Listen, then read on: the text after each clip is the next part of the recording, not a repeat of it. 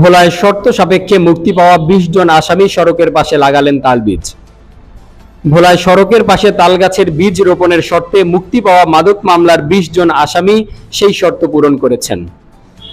আজ মঙ্গলবার ১১ অক্টোবর বিকেল ৪:৩০টার দিকে ভোলা সদর উপজেলার পরানগঞ্জ সংলগ্ন সড়কে প্রবেশন অফিসার আব্দুল মজিদ শাহ এর তত্ত্বাবধানে এই মুক্তি পাওয়া আসামিরা প্রত্যেকে ২০টি করে মোট ৪০০ তালবীজ রোপণ করেছেন। এর আগে বিকেল ৩:৩০টার দিকে ভোলা জেলা ও দায়রা জজ আদালত চত্বরে senior judicial magistrate Mohammad Ali Haider শর্তের সাপেক্ষে মুক্তি পাওয়া আসামিদের হাতে তালবীজ বিতরণ করেন।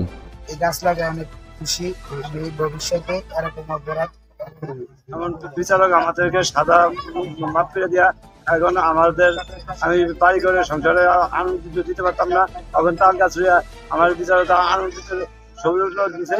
এমন আমরা এখন তাল গাছ এটার জন্য আসামিদেরকে মাদক মুক্ত করার জন্য তাদেরকে মাদককে না বলে সাজা না দিয়ে তাদেরকে জরিমানা স্বরূপ তাদেরকে 25টি করে তাল গাছ লাগিয়ে এবং এই সমাজের কিছু উপকার করব, সেই অর্থে সমস্ত বাংলাদেশে তাল গাছ এভাবে রোপণ করলে আমাদের দেশে বজ্রপাত আনুষঙ্গিক অন্য কিছু থেকে করা যায়। আদালতের শর্ত মতে প্রত্যেক প্রবেশনার্থী 25টি করে তাল গাছের বীজ রোপণ করতে বলা হয়। প্রবেশন অফিসার হিসেবে আজ আমার তত্ত্বাবধানে আসামিগণ ভেদুরিয়া ঈশা মহাসড়কের দুই পাশে 25টি করে তালের চারা রোপণ করে।